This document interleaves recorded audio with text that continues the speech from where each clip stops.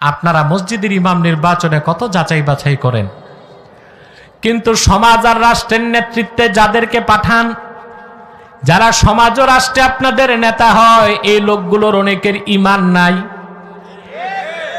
নামাজ নাই, হালাল কামাই নাই, চোর চামার বদমাশ মুনাফেক। আমাদের অধিকাংশ রাজনৈতিক দলের নেতারাই মুনাফেক। তারা কি?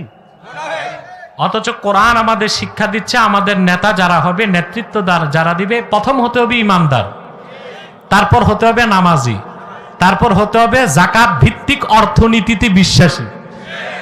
ঠিক কি না? আর আমরা কাদেরকে নেতা বানাই? এই যে বলতেছেন বাংলাদেশ সংস্কার করবেন, কিচ্ছু হবে না। সংস্কার আপনাদের হাতে। ডক্টর ইউনূসের হাতে কোনো সংস্কার নেই, ও তো বুড়া মানুষ, 86 বছর বয়স। বেশি প্রেসার দিবেন, লোকটা হার্ট অ্যাটাক করবে, লাইফ সাপোর্ট লাগবে। সংস্কার তো আপনাদের হাতে। আপনারা নেতাগুলো ঠিক করেন, দেশ ঠিক হয়ে যাবে। আমার দেশের মৌলিক সমস্যা হচ্ছে, যারা আমাদের নেতৃত্ব দিচ্ছে তারা আল্লাহ দ্বীনের সাথে গাদ্দারি করে, জাতির সাথে গাদ্দারি করে, দেশের সম্পদ লুণ্ঠন করে, মেহনতি জনতার